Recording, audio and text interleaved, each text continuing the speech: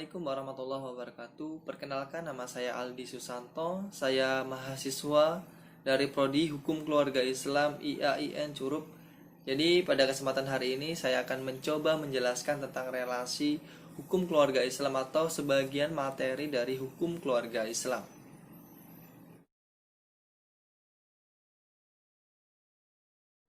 Baiklah teman-teman, kita tinggal di negara Indonesia. Tentunya telinga kita sudah tidak asing tentang kata-kata hukum pidana dan kedua hukum perdata. Baiklah, pada kesempatan hari ini saya akan mencoba menjelaskan apa perbedaan dari hukum pidana dan hukum perdata.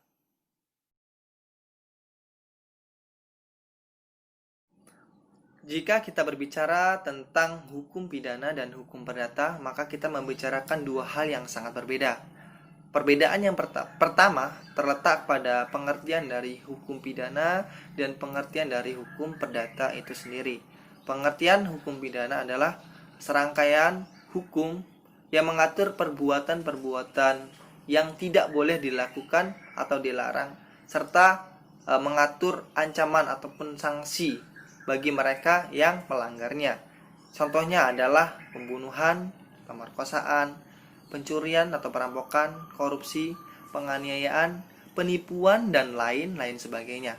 Sedangkan pengertian dari hukum perdata adalah serangkaian hukum yang mengatur hubungan antara individu satu dengan individu lainnya. Contohnya adalah dalam kasus perceraian, terus kasus pencemaran nama baik, maupun hukum perikatan.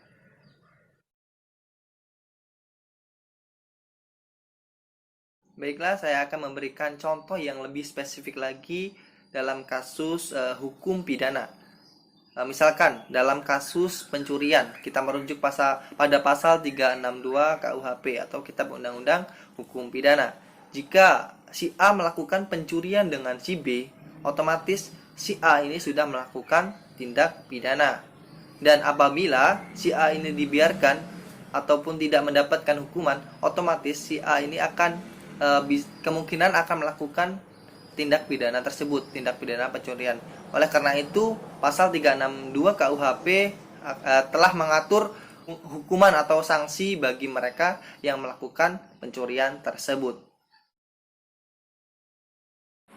Selanjutnya adalah contoh dari kasus hukum perdata. Misalkan nih, si A diolok-olok oleh si B. Lalu si A ini tidak terima dan melaporkannya kepada pihak yang berwajib karena si B telah melakukan pencemaran nama baik. Demikian adalah contoh dari kasus hukum pidana maupun hukum perdata.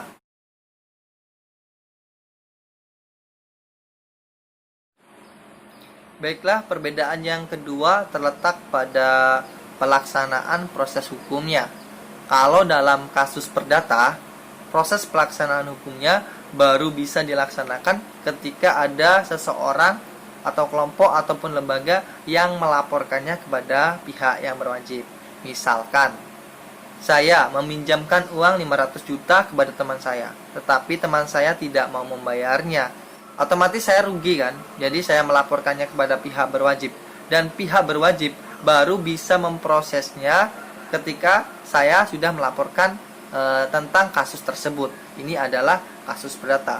Beda dengan kasus pidana. Kalau kasus pidana itu ada dua nanti perbedaannya.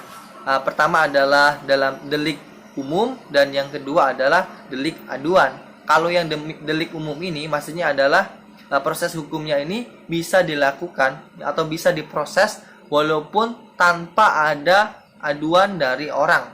Misalkan dalam kasus pembunuhan. Dalam kasus pembunuhan tersebut, walaupun tidak ada orang yang melaporkannya dan polisi mengetahuinya, maka proses hukum ini tetap bisa dilangsungkan oleh pihak polisian. Tetapi beda dengan delik aduan. Kalau delik aduan ini, proses hukumnya baru bisa dilakukan, bisa diproses ketika ada yang melaporkannya. Misalkan nih, saya sedang melewati sebuah taman, lalu tanpa sebab, tanpa salah ada seseorang yang menunjuk saya. Otomatis orang yang menunjuk saya ini telah melakukan tindak pidana. Dan ketika saya melaporkannya kepada pihak yang berwajib, maka barulah pihak berwajib ini bisa memproses hukum tersebut. Perbedaan yang ketiga terletak pada sumber hukumnya. Kalau hukum pidana, sumber hukumnya termuat di dalam Kitab Undang-Undang Hukum Pidana atau biasa disingkat KUHP. Sedangkan kalau hukum perdata itu termuat dalam Kitab Undang-Undang Hukum Perdata atau biasa disingkat KUHP.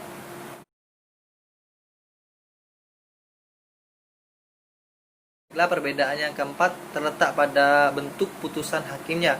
Kalau dalam kasus perdata, bentuk putusan hakimnya itu hanya bersifat mengiyakan atau menolak. Ketika kasus tersebut benar adanya, maka akan diterima oleh hakim. Maka jika kasus tersebut ternyata tidak terbukti benar di pengadilan, maka kasus tersebut ditolak. Beda dengan kasus pidana. Kasus pidana nanti sanksinya itu akan ada tiga jenis. Yang pertama itu adalah dalam bentuk denda, yang kedua adalah sanksi penjara, yang ketiga adalah sanksi hukuman mati. Demikian perbedaan dari hukum pidana maupun hukum perdata. Semoga dapat bermanfaat bagi kita semua. Saya akhiri, wallahul muwaffiq ila aqwamit thoriq. Wassalamualaikum warahmatullahi wabarakatuh.